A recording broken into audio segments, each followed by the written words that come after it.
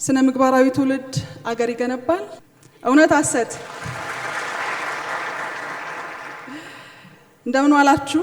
ይህ ፌደራል የስነ ምግባርና የጸረ ሙስና ኮሚሽን ከመንግስት ዩኒቨርሲቲዎች ጋር በጋራ በመተባበር ያዘጋጁ ሀገር አቀፍ የተማሪዎች የስነ ምግባር አምባሳደርነት የፍጻሜ የጥያቄና መልስ ውድድር ነው። የዛሬው ውድድር ዛሬ እዚህ ላይ ብቻ አያበቃም።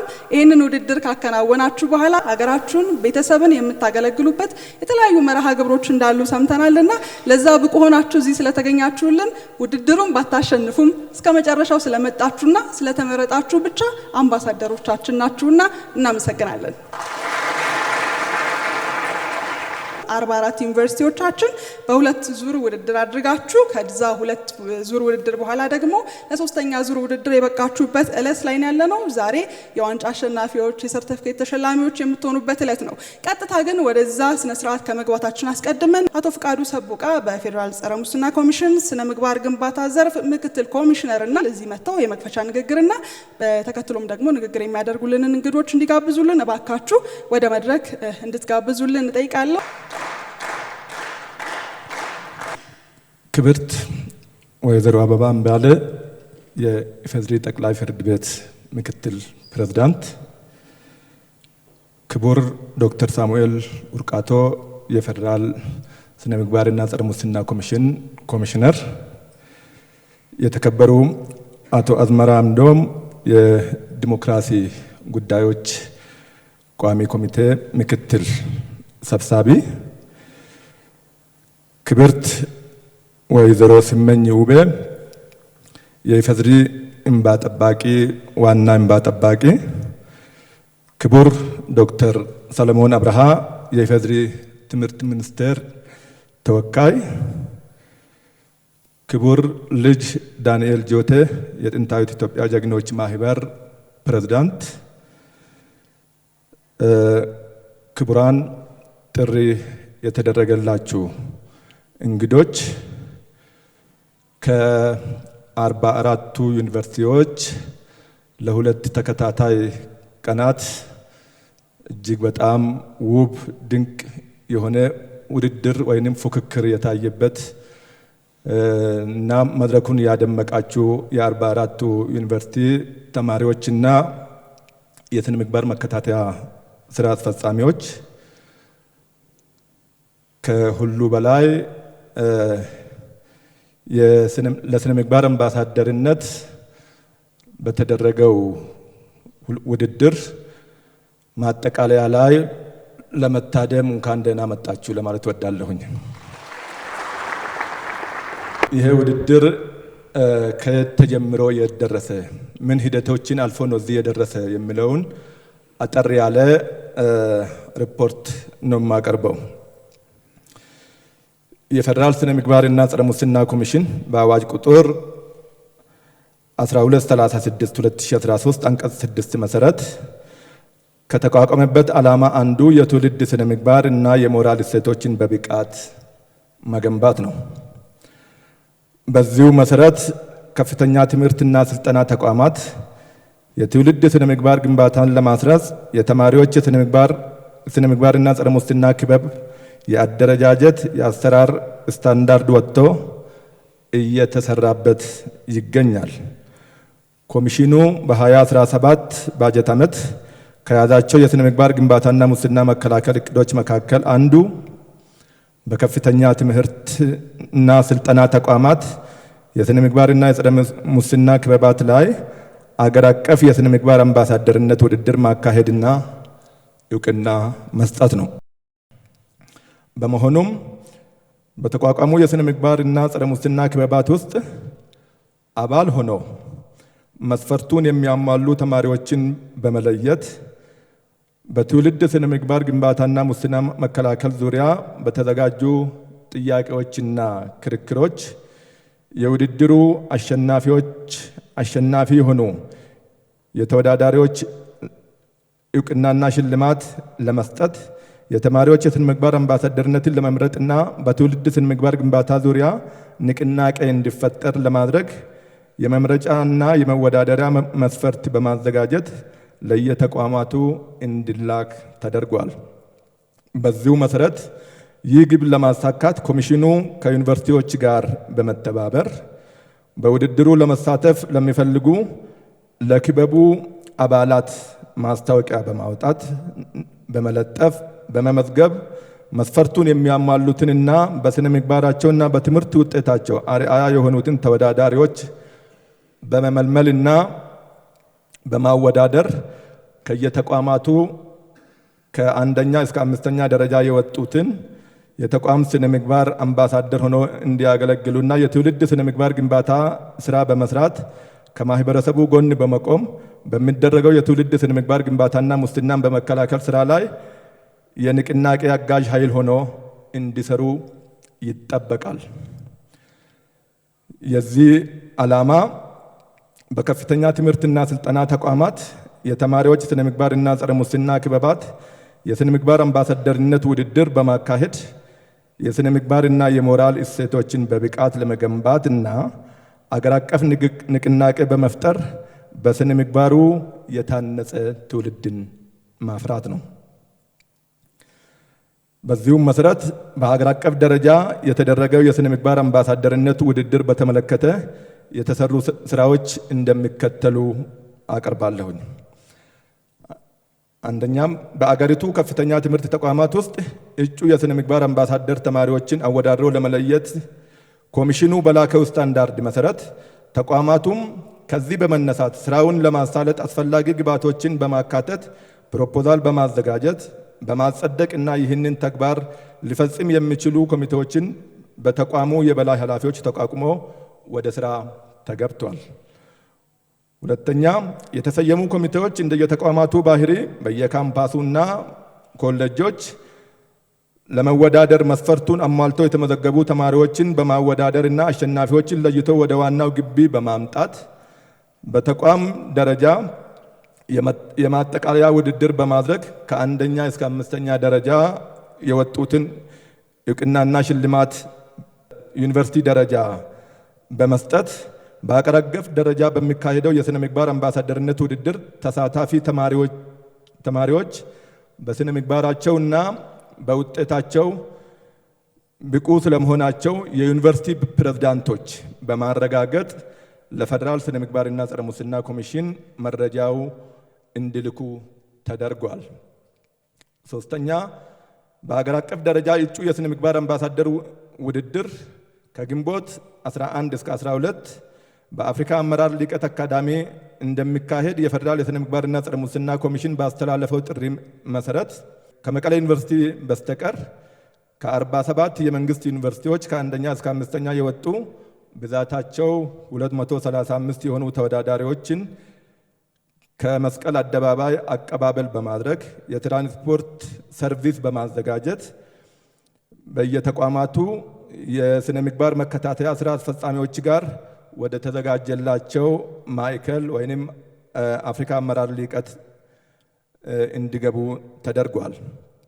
ግንቦት 11 የ47ቱ ዩኒቨርሲቲዎች ከመጡ የስነ ምግባር አምባሳደር ተወዳዳሪዎች የተማሪዎችን የስነ ምግባር መከታተያ ስራ አስፈጻሚዎች በተገኙበት አጠቃላይ ስለ ውድድሩ ሂደት ኦሪንቴሽን እና ገለጻ በመስጠት እና ተወዳዳሪ የመንግስት ዩኒቨርሲቲዎችን በ10 ምድብ የመመደብ ስራ ተሰርቷል።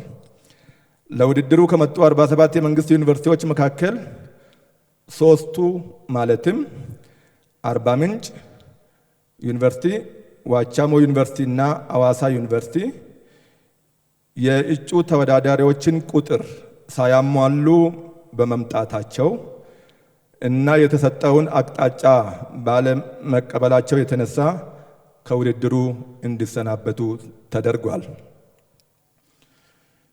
ግንቦት 10 ዓመተ ምህረት የ44 ዩኒቨርሲቲ ተወዳዳሪዎች በ10 ቡድን በተደለደለው መሰረት አወዳዳሪ ዳኞችንና ታዛቢዎችን በመመደብ የመጀመሪያ ዙር ጠዋት እስከ 4:30 ድረስ ውድድር በማድረግ በየቡድኑ አንደኛና ሁለተኛ የወጡ 20 ዩኒቨርሲቲዎች የሁለተኛ ዙር ተወዳዳሪዎችን የመለየት ስራ ተከናውኗል።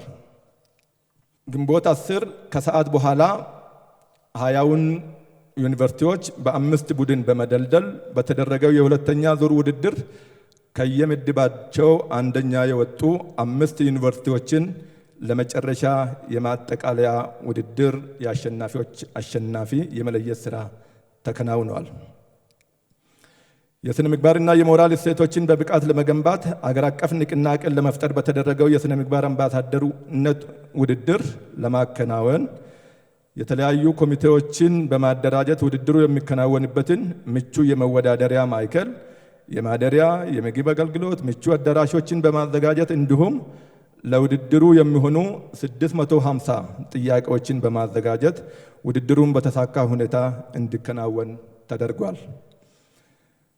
አጠቃላይ የውድድሩ ሂደት ከሚዲያ ተቋማት ጋር በመቀናጀትና በመተባበር የተከናወኑ የትውልድ ስነ ምግባር ግንባታ ስራ የሚዲያ ሽፋን በመስጠት ለማህበረሰቡ ተደራሽ እንዲሆን የማድረግ ስራ ተሰርተዋል። በቀጣይም ትኩረት ተሰጥቶ የሚሰራ ይሆናል።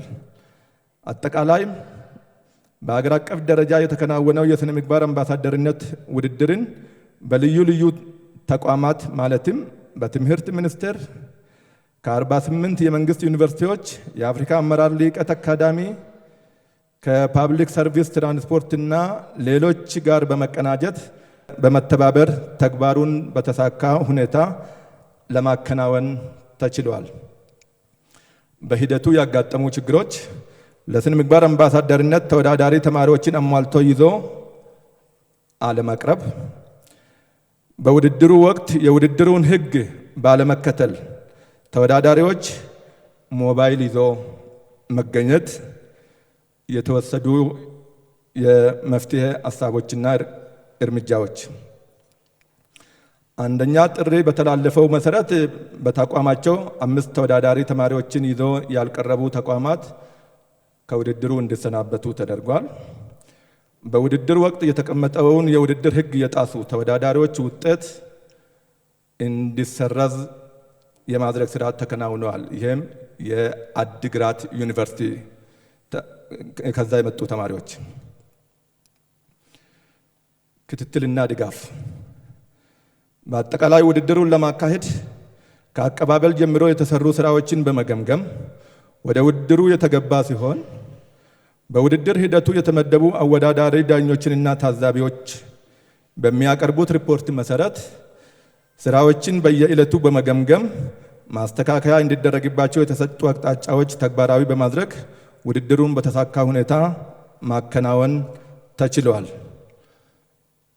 በስተመጨረሻ በአጠቃላይ በሀገር አቀፍ የስነ ምግባር አምባሳደርነት ውድድር በተሳካ ሁኔታ እንዲካሄድና እንዲጠናቀቅ ከፍተኛ አስተዋጽኦ ላበረከቱ ተቋማት ማለትም ለኢፌዴሪ ትምህርት ሚኒስቴር፣ ለኢፌዴሪ የመንግስት ከፍተኛ ትምህርት ተቋማት አመራሮችና ሰራተኞች፣ በኮሚሽኑ ከፍተኛ አመራሮችና ሰራተኞች፣ የአፍሪካ አመራር ልዕቀት አካዳሚ፣ የፓብሊክ ሰርቪስ ትራንስፖርት፣ የስነ ምግባር መከታተያ ስራ አስፈጻሚዎች እንዲሁም ለውድድሩ ድምቀት የነበሩ ተወዳዳሪ ተማሪዎች፣ በውድድሩ ወቅት የተሳተፉ ዳኞችና ታዛቢዎች እንዲሁም ሌሎች በስም ያልተጠቀሱ ተሳትፎ ያደረጉ አካላት በሙሉ በስነ ምግባርና ጸረ ሙስና ኮሚሽን ስም ላቅ ያለ ምስጋናዬን አቀርባለሁ። እጅግ በጣም አድርጌ አመሰግናለሁ።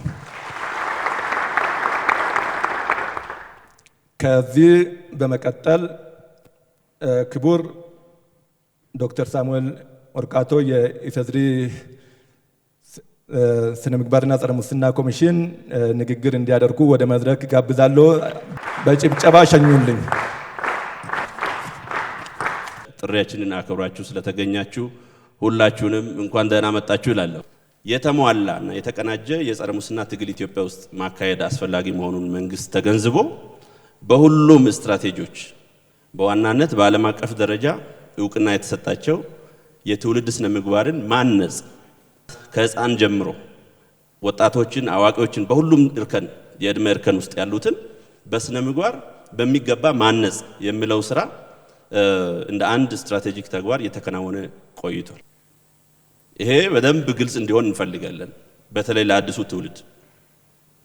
ስለዚህ ከጸረ ሙስና ኮሚሽን ከስነ ምግባርና ጸረ ሙስና ኮሚሽን አንፃር አጠቃላይ ከሌሎችን ባለድርሻ አካላት ጋር ሆነን ህዝብን ይዘን የጸረ ሙስና ትግል ተቋማዊ እንዲሆን፣ ህዝባዊ መሰረት እንዲኖረው፣ ዘላቂነት እንዲኖረው፣ መከላከል ላይ የተመሰረተ እንዲሆን፣ በትውልድ ግንባታ ላይ የተመሰረተ እንዲሆን ለማድረግ ረጅም ጊዜ እቅድ ተቀምጦ እየተሰራ ነው ማለት ነው። ይህ የዛሬው መድረክ የዚህ አካል ነው። ትውልድን በስነ ምግባር ማነጽ፣ ሙስናን የሚጠየፍ ብቻ ሳይሆን የሚታገል አምሮ የሚታገል ማህበረሰብ ወደፊት መፍጠር ነው ዋናው ስራችን። ይሄ መድረክ በደንብ ውብ ሆኖ እንዲዘጋጅ እስካሁን ስለመራችሁ በራሴና በፌደራል ስነ ምግባርና ጸረ ሙስና ኮሚሽን እጅግ በጣም ነው የማመሰግነው። የኢፌዴሪ ጠቅላይ ፍርድ ቤት ምክትል ፕሬዝዳንትና የዕለቱ የክብር እንግዳ እንዲሁም በአፍሪካ ህብረት የጸረ ሙስና ስምምነት አማካሪ ቦርድ ኮሚቴ አባል ይሄን መድረክ አስመልክተው እንዲሁም የዳኝነቱ ጉዳይ እነሱ ጋር ስለሆነ ነው ወደ እነሱ ሄድነውና ፍትሃዊ ስለሆነ ውድድርም ስለሆነ እርሳቸው መተው ቀጣይ የማጠቃለያ ውድድሩ እጅግ በጣም የተሳካ እንዲሆን ምኞታቸውን እንዲገልጹ በክብር ጋብዛለሁ። አመሰግናለሁ። እንደምን ዋላችሁ። እንዲህ አይነት ዝግጅት በእውቀትም ብቻ ሳይሆን በስነ ምግባር የታነጸ ትውልድን በመገንባት በማፍራት ረገድ ትልቅ አስተዋጽኦ ያለው ነው።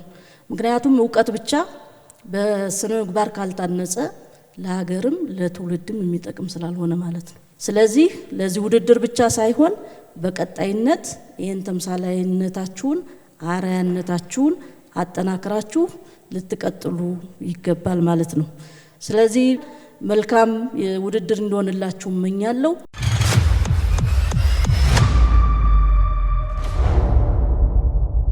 ዩኒቨርሲቲ ተማሪዎቻችን ወደ እናንተ ውድድር ደግሞ ልናልፍ ነው። በየቤታችሁ የምትመለከቱን የኢትዮጵያ ቴሌቪዥን ተመልካቾቻችን፣ የስነ ምግባር አምባሳደሮች የጥያቄና መልስ ውድድር የምትመለከቱ ሁሉ አብራችሁን ትቆዩ ዘንድ እንጠይቃለን። የስነ ምግባር አምባሳደሮቻችን ለፍጻሜ ውድድር የደረሳችሁ ተማሪዎቻችን ወደ መድረክ ትመጡልን ዘንድ እንጋብዛለን። እባካችሁ ሞቅ ባለ አክብሮት ሞቅ ባለ ሽኝት ሸኙልን ወደዚህ።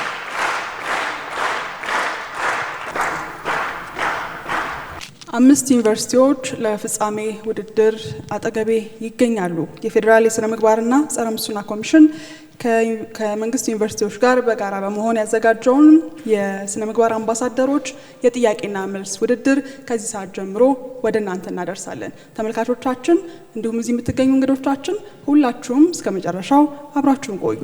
ተወዳዳሪዎች እንኳን ደስ አላችሁ። እዚህ የደረሳችሁ ስለሆናችሁ ብቻ ክብር ይገባችኋል። እንዲሁም ፊት ለፊት የሚመለከታችሁም አምባሳደሮች ጭምር። የዚህ ውድድር ህግና ደንብ ይኖረዋል። እንግዲህ በመጀመሪያ ምርጫ ታወጣላችሁ። ጥያቄዎቹ ለመመለስ የትኛው ዩኒቨርሲቲ በቅድሚያ ተራውን ይወስዳል የሚለውን ተወስዳላችሁ። ከዛ በተጨማሪ ግን እጄ ላይ ለጊዜው በ3 ረድፍ የተቀመጡ የጥያቄ አይነቶች አሉ። ምርጫ አለ፣ እውነት ሐሰት አለ፣ አጭር መልስ የሚጠይቅ እንዲሁም ጥያቄዎች አሉ። ከዛ በተጨማሪ ግን ክርክር የምታደርጉባቸው ለዛሬ ቀን ከመድረሳችሁ በፊት እናንተ እጅ ላይ የደረሱ ጥያቄዎች አሉ። ለነሱ ክርክርም እንደተዘጋጃችሁ ተስፋ አደርጋለሁ። እነዚህ ጥያቄዎች እያንዳንዳቸው እናንተ በመረጣችኋቸው ምርጫዎች ወይም ደግሞ ባወጣችሁ እጣ መሰረት ለእያንዳንዳችሁ ይደርሳል። ስለዚህ በያዛችሁት ቁጥር መሰረት ጥያቄዎችን መጠየቅ እንጀምራለን። 15 ጥያቄዎች ስለያዙ እያንዳንዳቸው የጥያቄ አይነቶች በያዛችሁት ቁጥር መሰረት ጥያቄ ቁጥራችሁን መምረጥ ትችላላችሁ። የመጀመሪያውን ተራ የወሰደው ደብረ ማርቆስ ስለሆነ ከደብረ ማርቆስ ዩኒቨርሲቲ የመጣችሁ ተማሪዎች ከመጀመሪያው የምርጫ ጥያቄ ከ15ቱ አንድ ቁጥር ትጠሩና ጥያቄውን ወደ እናንተ ማድረስ እንጀምር ይሆናል። 3 የመጀመሪያው የዚህ ጥያቄና መልስ ውድድር ጥያቄ ይሆናል። በአዋጅ ቁጥር 668 ህዝባር 2002 መሰረት ሀብትና የገቢ ምንጭን የመመዝገብ ስልጣን የተሰጠው ማን ነው? ሀ የተቋማት የስነ ምግባር መከታተያ ክፍሎች፣ ለ የጠቅላይ አቃቤ ህግ፣ ሐመሩሃ የፌዴራል የስነ ምግባርና የጸረ ሙስና ኮሚሽን፣ መ ሁሉም መልስ ናቸው። መልሱ ሐመሩሃ። ሐመሩሃ የፌዴራል የስነ ምግባርና የጸረ ሙስና ኮሚሽን ብለዋል። ጥያቄውን በትክክል መልሰዋል። ወደ አክሱም ዩኒቨርሲቲ ተማሪዎች አልፋለሁ። የአክሱም ዩኒቨርሲቲ ተማሪዎች ጥያቄ ቁጥር ስንት? 4 በአዋጅ ቁጥር 668 ህዝባር 2002 መሰረት ማንኛውም አዲስ ተሿሚ ተመራጭ ወይም የመንግስት ሰራተኛ ሀብቱን የሚያሳውቀውና የሚያስመዘግበው ከተሾመበት፣ ከተመረጠበት ወይም ከተቀጠረበት ቀን ጀምሮ ባሉት ዳሽ ቀናት ውስጥ ይሆናል። ሀ 10 የሥራ ቀናት፣ ለ 45 የሥራ ቀናት፣ ሐመሩሃ 30 የሥራ ቀናት፣ መ 60 የሥራ ቀናት።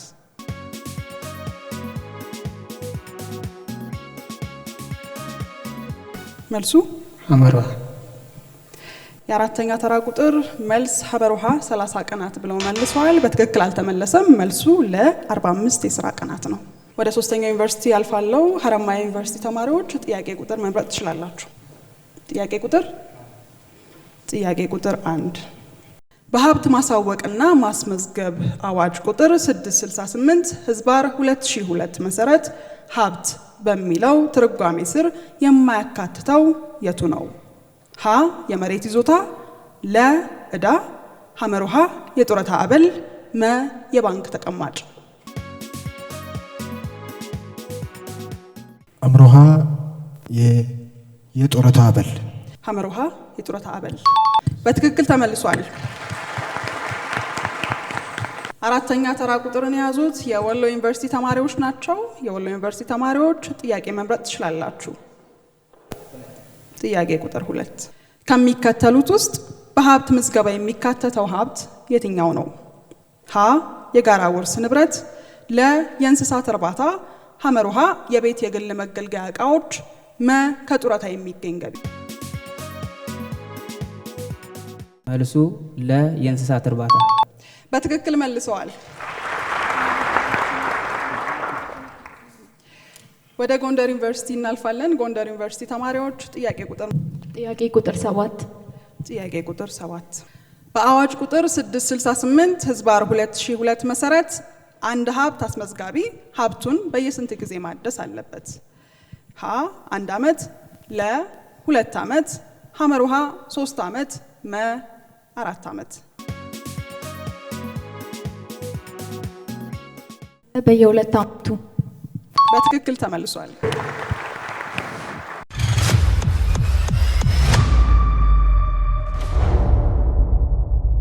የመጀመሪያ ዙር አንዳንድ ጥያቄዎች ደርሷቸዋል። ከ15 ጥያቄዎች 5 ተጠይቀዋል። ወደ ደብረ ማርቆስ ዩኒቨርሲቲ እንመለሳለን። የደብረ ማርቆስ ዩኒቨርሲቲ ተማሪዎች ሁለተኛ ጥያቄያችሁን መምረጥ ትችላላችሁ። ከጥያቄ ቁጥር 1፣ 2፣ 3፣ 4 እና 7 ውጭ ያሉት። ጥያቄ ቁጥር 12 በሀብት ምዝገባ አዋጅ ሀብት ማስመዝገብ የሚመለከተው የቱ ነው? ሀ የተሿሚ ሁሉም ቤተሰብ፣ ለ ጋብቻ ሳይፈጸም እንደ ባልና ሚስት አብሮ የሚኖር ሰው፣ ሐመሩሃ በስሩ የሚተዳደር እድሜው 18 ዓመት የሞላው የተሿሚ ልጅ፣ መ ሁሉም መልስ ነው። መልሱ መ ሁሉም። መልሱ መ ሁሉም። መ አልተመለሰም። መልሱ ለጋብቻ ሳይፈጸም እንደ ባልና ሚስት አብሮ የሚኖር ሰው ነው። ለሁለተኛ ዙር አክሱም ዩኒቨርሲቲ ጥያቄ መምረጥ ትችላላችሁ። 6 ጥያቄ ቁጥር 6 በአዋጅ ቁጥር 668 ህዝባር 2002 መሰረት አንዱ የሚንቀሳቀስ ሀብት ነው። ሀ ተሽከርካሪ፣ ለ ፋብሪካ፣ ሐመሩሃ የቤት መስሪያ ቦታ፣ መ ሁሉም መልስ ነው። መልሱ ሀሌታ ውሃ ነው። መልሱ ሀሌታ ውሃ ተሽከርካሪ ብለዋል። በትክክል ተመልሷል። ሀረማያ ዩኒቨርሲቲ ጥያቄ ቁጥር 10 ጥያቄ ቁጥር 10 የህግ የበላይነትን በተመለከተ ትክክለኛውን ሀሳብ የያዘው የትኛው ነው? ሀ ዳኞችን ከተጠያቂነት ነፃ ማድረግ፣ ለ ውሳኔዎች ህግን መሰረት አድርገው እንዲወሰኑ ያስችላል፣ ሐመሩሃ ውሳኔዎች በከፍተኛ ባለስልጣናት መልካም ፍቃድ እንዲወሰኑ ያደርጋል፣ መ ሁሉም መልስ ይሆናል። መልስ ላይ መልስ ለ ብለዋል። ውሳኔዎች ህግን መሰረት አድርገው እንዲወሰኑ ያስችላል። በትክክል ተመልሷል። የሁለተኛ ዙር ጥያቄ ወደ ወሎ ዩኒቨርሲቲ ይሄዳል። ወሎ ዩኒቨርሲቲዎች ቁጥር መጥራት ትችላላችሁ። ጥያቄ ቁጥር 14 ጥያቄ ቁጥር 14 ጥያቄ ቁጥር 14 እንዲህ ይላል። የጥቅም ግጭት ማለት ሀ የህዝብን ጥቅም በማስቀደም የራስን ጥቅም መጉዳት፣ ለ ከህዝብ ጥቅም ይልቅ የራስን ጥቅም ማስቀደም፣ ሐመሩሃ ለህዝብ ማገልገል፣ መ ለተቋማት መልካም አስተዳደር ማስፈን። መልሱ ለ ከህዝብ ጥቅም ይልቅ የራስን ጥቅም ማስቀደም። በትክክል መልሰዋል። ጎንደር ዩኒቨርሲቲ ጥያቄ ቁጥር 5 ጥያቄ ቁጥር 5 አንድ ሀብት አስመዝጋቢ አገልግሎቱን ካቋረጠ ከ2 ዓመት በኋላ ለመጨረሻ ጊዜ ለኮሚሽኑ የሚያሳውቅበት የሀብት ምዝገባ አይነት ምን ይባላል? ሀ የመጀመሪያ ምዝገባ፣ ለ የእድሳት ምዝገባ፣ ሐመሩሃ የስንብት ምዝገባ፣ መ የአገልግሎት ማቋረጥ ምዝገባ።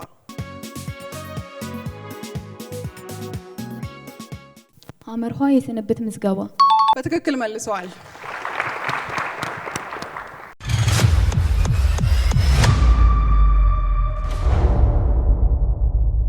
ወደ ሶስተኛ ዙር ጥያቄዎቻችን እናልፋለን። ለሶስተኛ ዙር የምትመርጧቸው ቁጥሮች 1 2 3 4 5 6 7 10 እና 12 የተጠየቁ ናቸው። እንዲሁም 14 ከዛ ውጭ ያሉ ቁጥሮችን መጥራት ትችላላችሁ። ስለዚህ አሁንም ተመልሰን ወደ ደብረ ማርቆስ ዩኒቨርሲቲ ተማሪዎች እናልፋለን።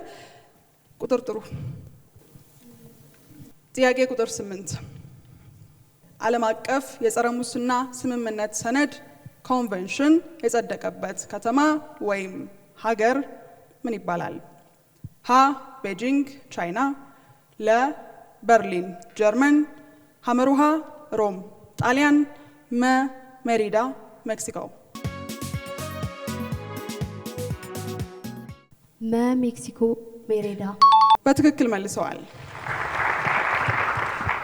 ብዙ ጥያቄዎችን እየመለሱ ነው ተማሪዎቻችን። እንደምታዩት ብቁ የስነ ምግባር ያላቸው ተማሪዎችን እያበቃን ነው ብላችሁ ታስባላችሁ?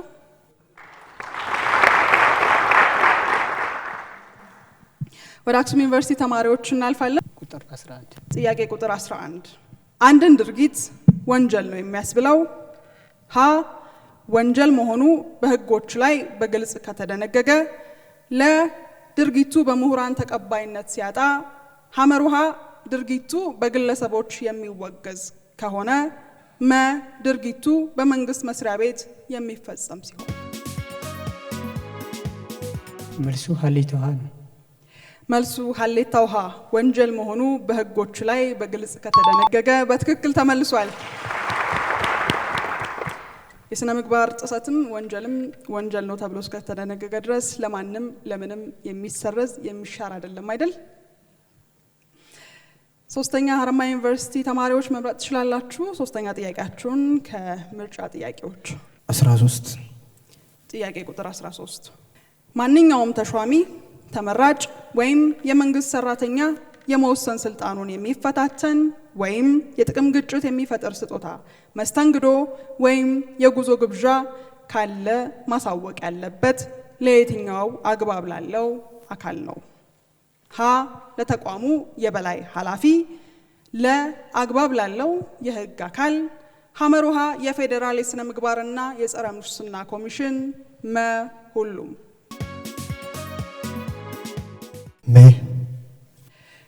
መ ሁሉም ብለዋል። በትክክል መልሰዋል።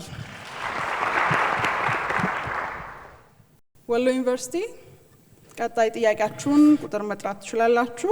የተጠየቁ ጥያቄዎችን ቁጥር ካልያዛችሁ ላስታውሳችሁ። ጥያቄ ቁጥር 15 ጥያቄ ቁጥር 15 ጥያቄ ቁጥር 15 በአዋጅ ቁጥር 544 ህዝባር 99 መሰረት ኢትዮጵያ ተቀብላ ያጸደቀችውን የተባበሩት መንግስታት ድርጅት የጸረ ሙስና ስምምነት ተፈጻሚነትን የመከታተል ስልጣን የተሰጠው ተቋም የቱ ነው? ሀ የኢፌዴሪ ፍትህ ሚኒስቴር፣ ለ የኢፌዴሪ ጠቅላይ አቃቤ ህግ፣ ሐመሩሃ ፌዴራል ፖሊስ ኮሚሽን፣ መ የፌዴራል የስነ ምግባርና የጸረ ሙስና ኮሚሽን።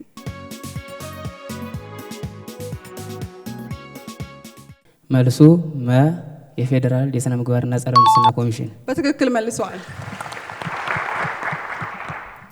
ጎንደር ዩኒቨርሲቲ ጥያቄ ቁጥር 9 ጥያቄ ቁጥር 9 ጥያቄ ቁጥር 9 የመጨረሻው የምርጫ ጥያቄ ነው የሚሆነው።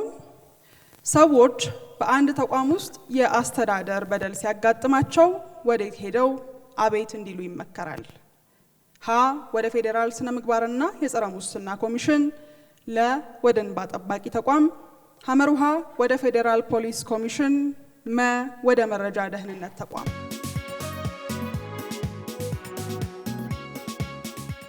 ለ ወደ እንባ ጠባቂ ተቋም። በትክክል ተመልሷል። የምርጫ ጥያቄዎቻችንን ጨርሰናል። ተማሪዎቻችን እንዴት አገኛችኋቸው? እስቲ ሞራል ስጡልን።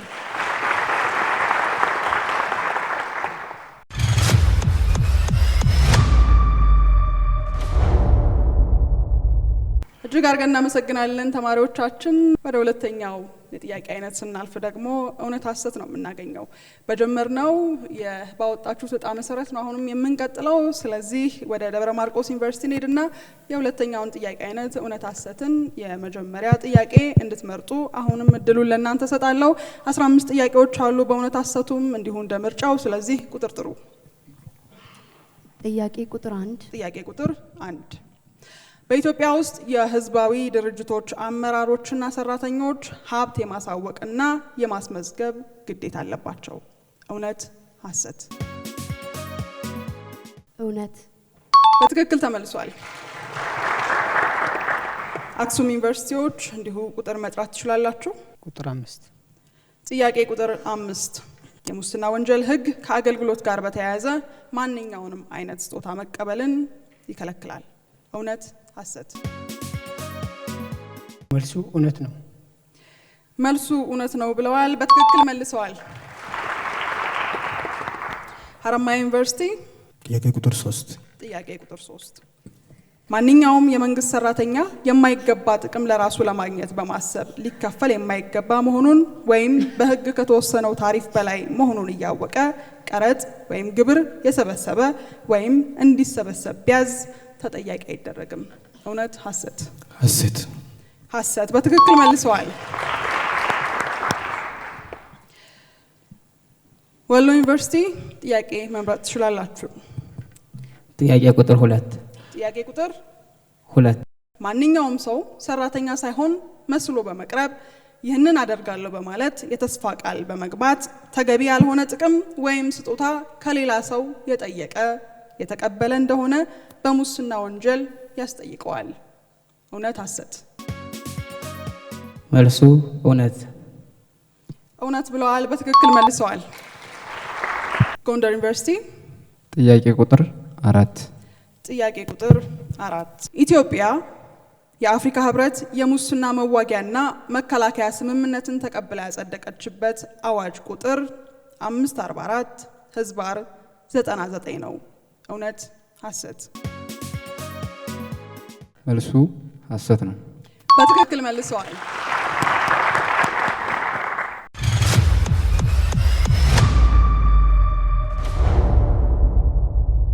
ወደ ሁለተኛው ዙር የእውነት ሐሰት ጥያቄ ምርጫዎች እናልፋለን።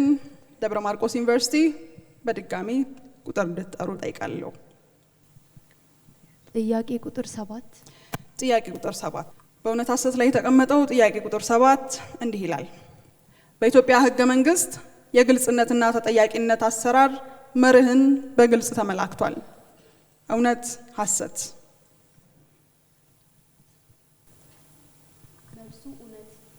በትክክል መልሰዋል። አክሱም ዩኒቨርሲቲ ተማሪዎች ቁጥር መጥራት ትችላላችሁ። ቁጥር 6 ጥያቄ ቁጥር 6 ጥያቄ ቁጥር 6 ዜጎች የሙስና ወንጀል ተጠቂ እንጂ ፈጻሚዎች ሊሆኑ አይችሉም። እውነት ሐሰት? መልሱ ሐሰት ነው።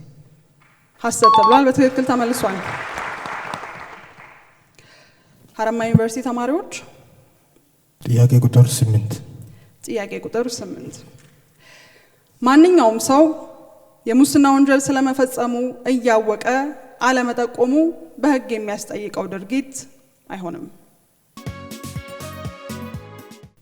ሐሰት። ሐሰት ብለዋል። በትክክል ተመልሷል። ወሎ ዩኒቨርሲቲ ጥያቄ ቁጥር 14 ጥያቄ ቁጥር 14 ቤተሰብ ምንጩ ያልታወቀ ሀብት ማፍራትን በመታገል ሙስናን የመከላከል ሚናው አነስተኛ ነው። መልሱ ሐሰት። በትክክል ተመልሷል።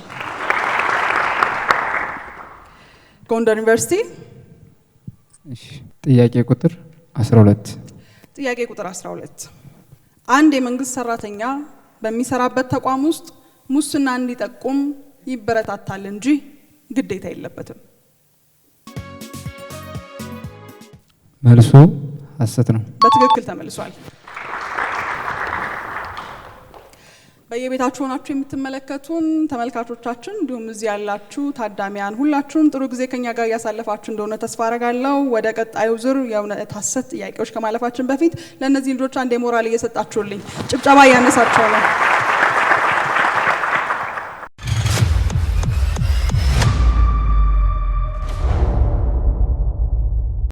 ወደ ቀጣዩ ዙር እውነት ሐሰት ጥያቄዎች እመለሳለሁ። ደብረ ማርቆስ ዩኒቨርሲቲ 15 ሙያዊ ስነ ምግባርን ማክበር ሙያዊ ክህሎትን ከማሳደግ ባለፈ ለስራ ስነ ምግባር አስተዋጽኦ አይኖረውም። ሐሰት። በትክክል ተመልሷል። አክሱም ዩኒቨርሲቲ ቁጥር 10 ጥያቄ ቁጥር 10 ወደኛ ሙያ ልንመጣ ነው። ወደ ጋዜጠኞች የምትከታተሉን ጋዜጠኞች በቴሌቪዥን መስኮቶች ያላችሁ ሁሉ ጥያቄዎቹን አብራችሁን እየሞከራችሁ እንድትቆዩ ጋብዛለሁ። የጋዜጠኝነት ሙያ የጥቅም ግጭት ሊከሰትበት የማይችል ብቸኛ ሙያ ነው። እውነት ሐሰት? መልሱ ሐሰት ነው። በትክክል ተመልሷል። ምን መስሏችሁ ነበር? ሀረማያ ዩኒቨርሲቲ ተማሪዎች ጥያቄ ቁጥር ጥሩ። ጥያቄ ቁጥር 13 ጥያቄ ቁጥር 13 ግብረ ገባዊ መብቶችና ግዴታዎች የሚከበሩት በአብዛኛው ውስጣዊ በሆነ የግለሰብና የህብረተሰብ የህሊና ዳኝነትና አስተያየት ነው። እውነት ነው። በትክክል መልሰዋል። ወሎ ዩኒቨርሲቲ 11 ጥያቄ ቁጥር 11 ሰው በህይወት ውስጥ መጥፎውን ነገር ትቶ መልካሙን ነገር መርጦ የመፈጸም ወይም መልካሙን ነገር ትቶ መጥፎውን ፈቅዶ የማድረግ ነፃነት አለው። መልሱ ሐሰት። በትክክል አልተመለሰም። የመጨረሻው ጥያቄ ለጎንደር ዩኒቨርሲቲ እንሰጣለን። ጥያቄ ቁጥር ስንት ነው? 9 የዲጂታል ሙስና ወንጀል መቀበያ ስርዓት ከወረቀት የጥቆማ ቅበላ ስርዓት በተሻለ ለሚስጥር ብክነት የተዳረገ ነው። ሐሰት። በትክክል ተመልሷል። የምርጫና የእውነት ሐሰት ጥያቄዎቻችንን ጨርሰናል። የኢትዮጵያ ቴሌቪዥንን እየተመለከታችሁ አብራችሁን ያላችሁ እንዲሁም እዚሁ የታደማችሁ እንግዶች አሁንም አብራችሁን ስላላችሁ እናመሰግናለን። ፌዴራል የስነ ምግባርና የጸረ ሙስና ኮሚሽን ከመንግስት ዩኒቨርሲቲዎች ጋር በመተባበር ያዘጋጀው የስነ ምግባር አምባሳደሮች የጥያቄና መልስ ውድድር ካፍታ ቆይታ በኋላ ይመለሳል።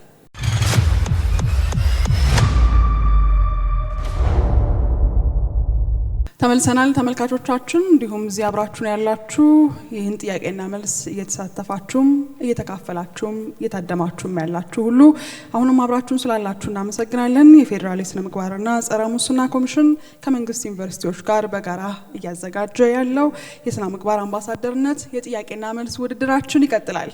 ቀደም ሲል በእውነት ሐሰትና በምርጫ ጥያቄዎች ነበረ ተወዳዳሪዎቻችንን እየጠየቅን የቆየ ነው። አሁን ደግሞ አጫጭር መልስ ወደሚፈልጉ ጥያቄዎች እናልፋለን። ስለዚህ በጀመርነው መሰረት ወደ ደብረ ማርቆስ ዩኒቨርሲቲ እንሄድና 5 ጥያቄዎች አሉ። ከ5 ጥያቄዎች ቁጥር ጠርታችሁ የመጀመሪያውን ጥያቄ ወደ እናንተ እናደርሳለን። ጥያቄ ቁጥር 1 ጥያቄ ቁጥር 1 በተሻሻለው የስነ ምግባርና የጸረ ሙስና ኮሚሽን አዋጅ ቁጥር 1236 ህዝባር 2013 መሰረት የኮሚሽኑ የስነ ምግባር ግንባታና የሙስና መከላከል ስራዎች ተፈጻሚ የሚሆኑባቸውን 3 ዘርፎች ጥቀስ።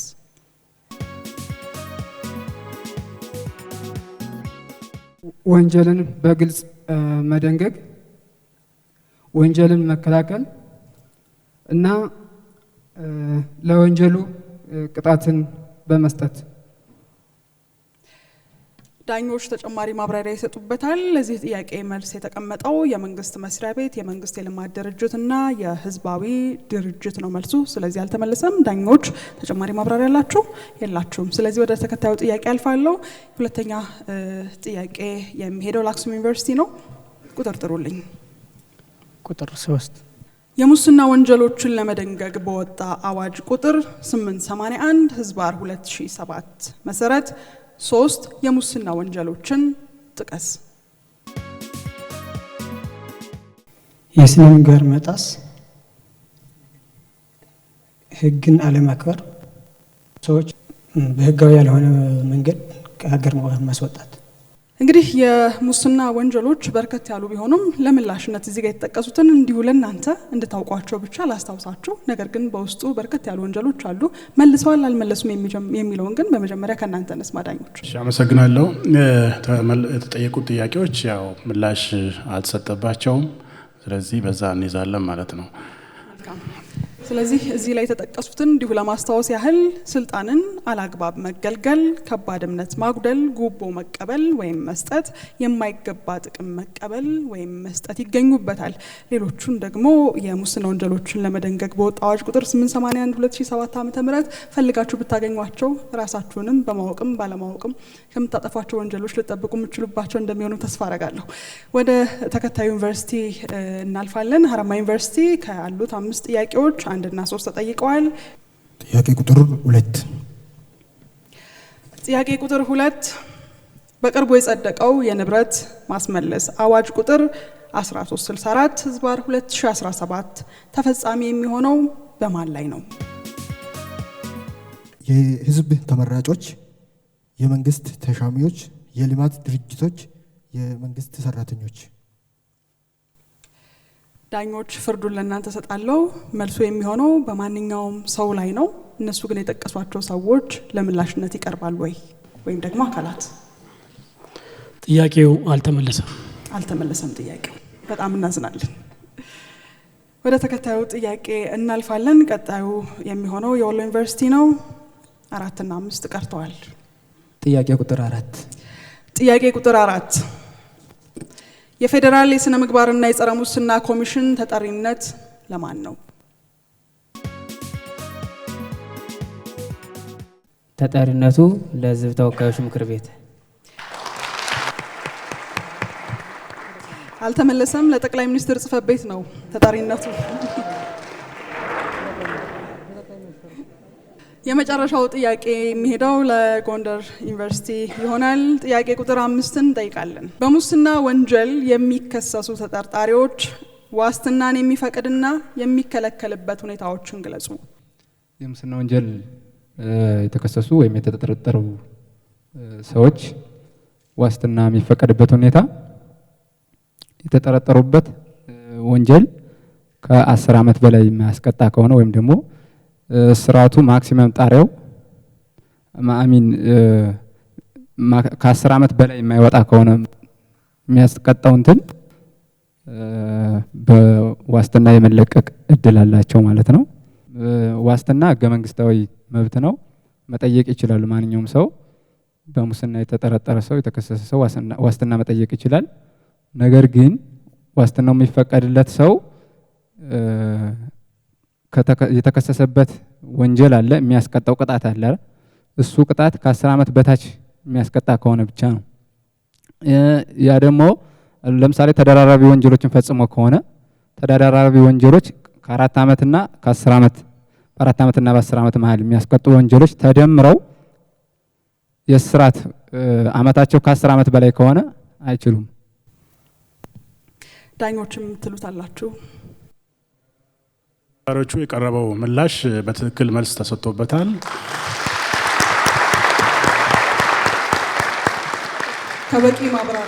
ከበቂ ማብራሪያ ጋር መልስ ተሰጥቶበታል። በአዋጅ ቁጥር 434 1997 እና 882 2007 የጸረ ሙስና ልዩ የስነ ስርዓትና የማስረጃ አዋጅ መሰረት ቅድም የጠቀሱት ተወዳዳሪዎቹ በግልጽ እንደውም አብራርተውታል። ስለዚህ ተመልሷል ብለን እንወስዳለን።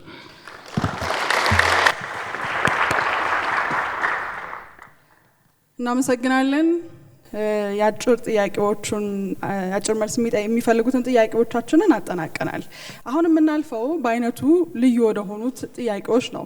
እነዚህን ጥያቄዎች ቀደም ተብሎ ለተወዳዳሪ ተማሪዎቻችን ደርሷቸዋል ዝግጅት እንዲያደርጉባቸው፣ ዛሬ ግን ለምላሽ በሚበቃ መልኩ ምን ያህል ይዘዋቸው መጥተዋል የሚለውን ደግሞ ጥያቄውን ከጠየቅንና ከመለሳችሁ ዳኞችም መልሶቹ ልክ ናቸው ካሉ ብቻ እስካሁን ካመጣችኋቸው ውጤቶች ጋር ተደምሮ ውጤታችሁ ይነገራችኋል ማለት ነው።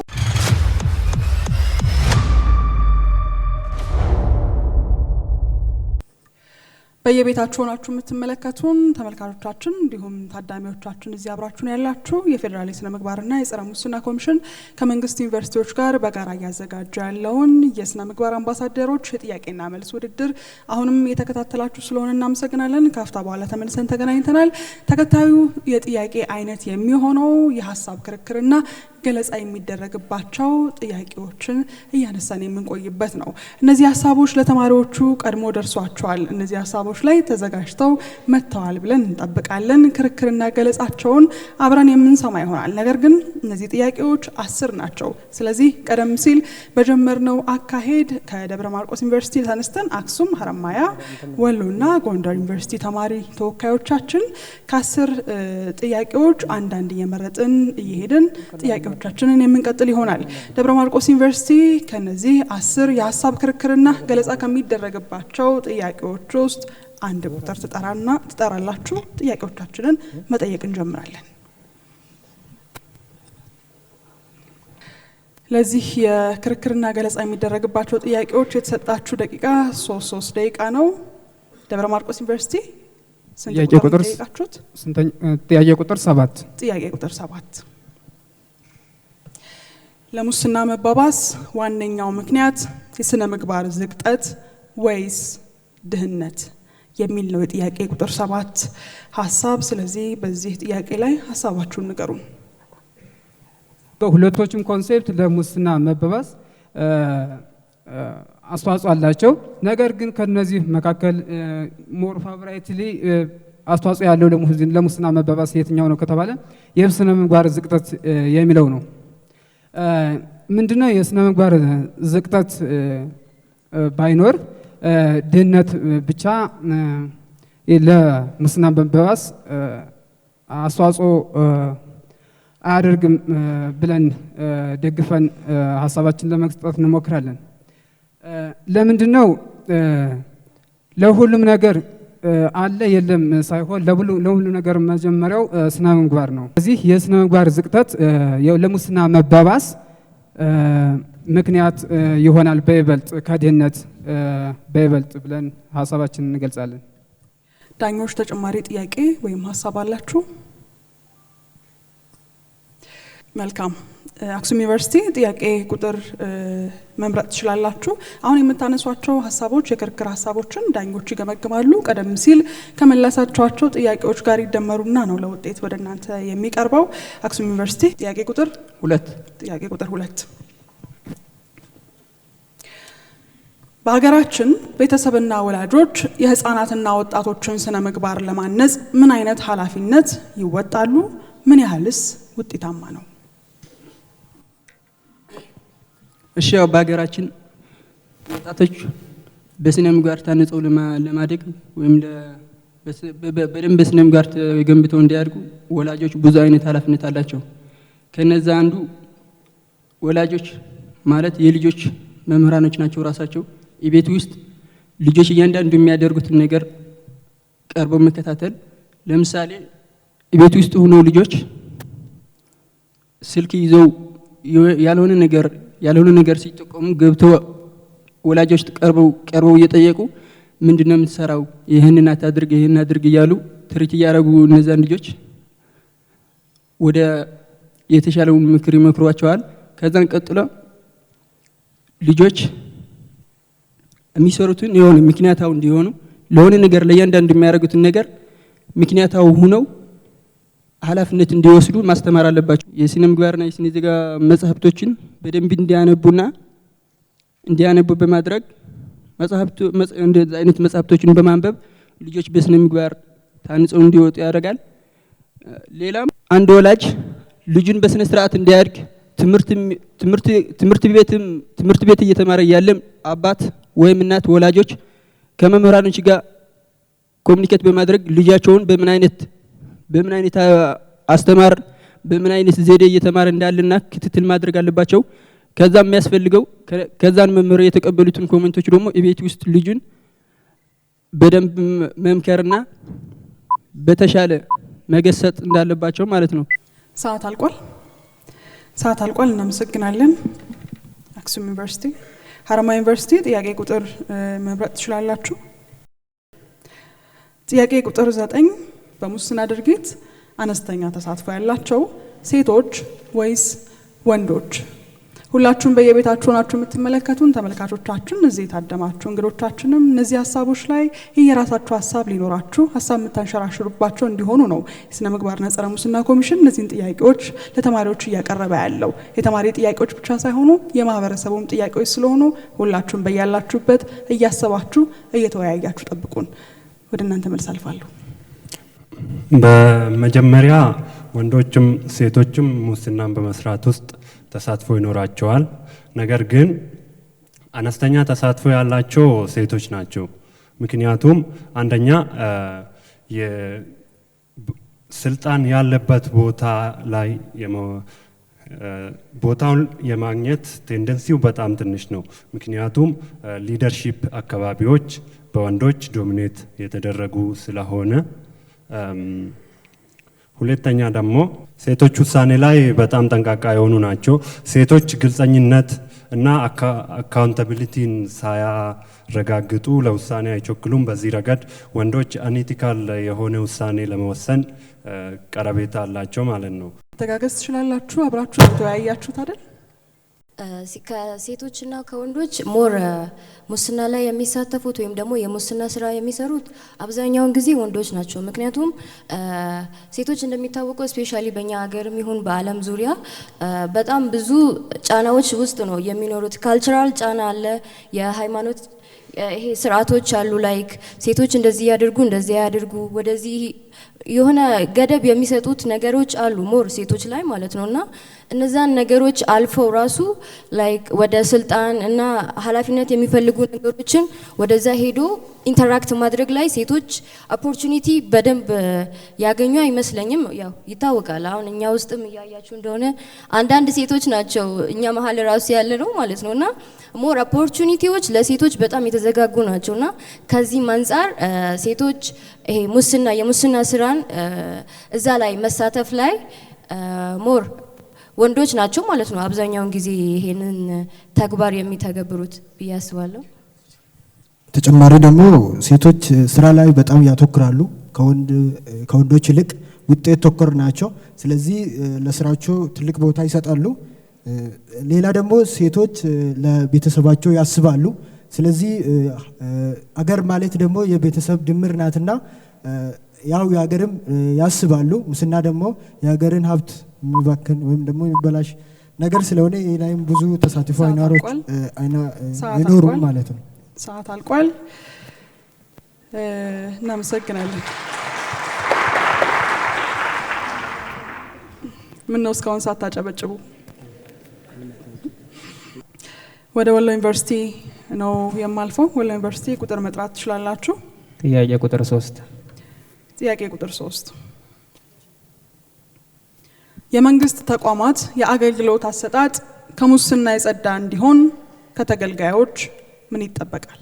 ከተገልጋዮች የሚጠበቀው አንደኛ ሙስናን አይቶ የማለፍ ሳይሆን የመጋፈጥ ባህል ይጠበቃል ከነሱ ማለት ነው። ምክንያቱም አልፈን በእኔ ያልደረሰም ካለን ነግ በእኔ ነውና በእኛ ላይም ስለሚደርስ የመጀመሪያው ከተገልጋዮች ሙስናን አይቶ የማለፍ ሳይሆን በተግባር እየተገበሩ ማለፍ ሳይሆን አለማለፍ ካዩ መጋፈጥን ይጠይቃል። ሁለተኛ ደግሞ እንትን ለአገልግሎቱ ግልጽነትና ተአማኒ መሆንን ይጠይቃል ማለት ነው። ከተገልጋዮች የሆነ ነገር ካለ እንደዚህ አይነት ነገሮች የሚስተዋሉ ከሆነ ለሚመለከተው ለህግ አካልም ይሁን ለተለያየ ሚንስ ይህ ችግር አለ ብሎ ያን ነገር ከተገልጋዮች መጠቆም ይገባል ማለት ነው። ከዚህ ባሻገር እንደገና ከተገልጋዮች አሁን የሚጠበቀው ምንድነው? ስለ ሙስና ጠንቅቆ ማወቅ ይገባቸዋል ማለት ነው። ስለ ሙስና ጉዳቱን ጠንቅቀው ካላወቁ ስሩን መሰረቱን የማያውቁት ከሆነ ብዙ ለዛ ነገር ተጎጂነታቸው በማህበረሰቡ ዘንድ ተቀባይነት ማጣታቸው ይስተዋላል ማለት ነው። ስለዚህ ስለዛ ጉዳይ ጠንቅቀው ማወቃቸውን ይጠበቅባቸዋል ማለት ነው። ከዚህ በተጨማሪ ደግሞ ያው ተገልጋዮች በየመንግስት መስሪያ ቤቱ ያሉትን ህጎች፣ ደንቦችና መመሪያዎች አውቆ በነዛ ደንቦችና መመሪያዎች አማካኝነት መንቀሳቀስና ያው በሚንቀሳቀሱበትም ጊዜ ደግሞ ራሳቸውን ኮራፕት ሊያደርግ ከሚችል ነገር መጠበቅ ይጠበቅባቸዋል ማለት ነው። ጨርሳችኋል? እናመሰግናለን።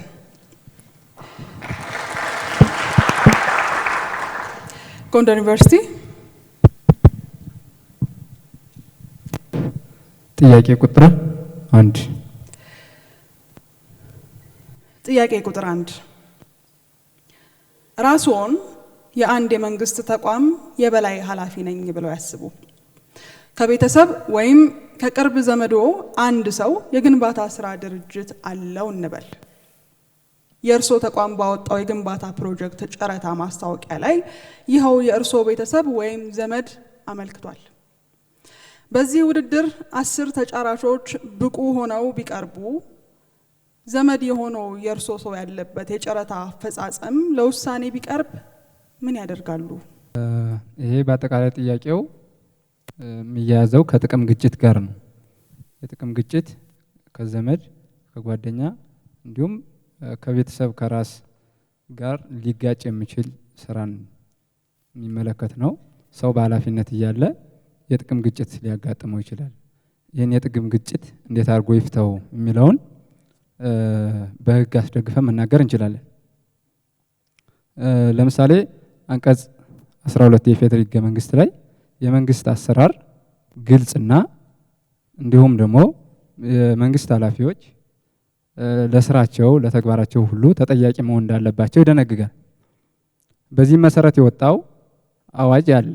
አዋጅ ቁጥር 1183 ህዝባር 2012 ይህ የፌዴራል የአስተዳደር ስነ ስርዓት አዋጁ አንቀጽ 31 ላይ ስለ ጥቅም ግጭት የሚያስቀምጠው ነገር አለ። ምንድነው የሚለው? ጥቅም ግጭት በሚያጋጥምበት ሰዓት አንድ የመንግስት ኃላፊ ማድረግ ያለበት ነገር ራሱን ማንኛውንም ነገር ከማድረግ ማግለል አለበት። እዛ ውሳኔ ላይ ኢንቮልቭ ከማድረግ መቆጠብ አለበት የሚል ነገር አለው። ከዚህ በተጨማሪ ሀብትን ለማሳወቅና ለማስመዝገብ የወጣው አዋጅ ግጭትን እንዴት መከላከል እንዳለብን የሚያስቀምጠው ነገር አለ። መፍትሄዎቹ አሉ። ግጭት ሲከሰት ምን አይነት መፍትሄ እንውሰድ የሚለው ነው። አንቀጽ 16 ንዑስ አንቀጽ 1 ሀ ላይ ምንድነው የሚለው?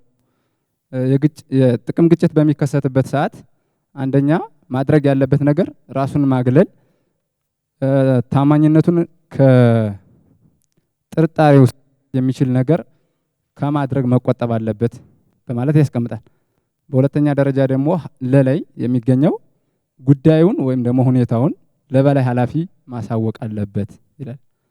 ስለዚህ እኔ እዚህ ፖዚሽን ላይ ብገኝ ላደርግ የምችል ነገር ህግና ስርዓትን በመከተል በቅድሚያ ጉዳዩን ወይም ሁኔታውን ለበላይ ኃላፊ እንዲያውቀው የጥቅም ግጭት እንዳለ እንዲገነዘበው ላሳውቀው እችላለሁ ማለት ነው በመጀመሪያ ደረጃ።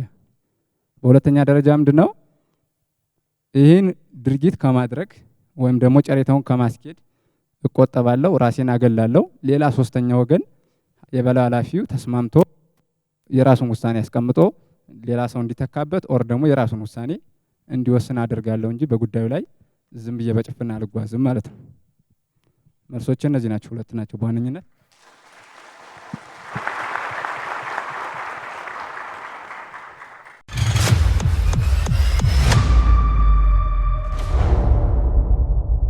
ወደ ደብረ ማርቆስ ዩኒቨርሲቲ እመልሳለሁ። ደብረ ማርቆስ ዩኒቨርሲቲ ሁለተኛውን የሀሳብ ክርክርና ገለጻ የሚደረግበት ጥያቄያችሁን መምረጥ ትችላላችሁ።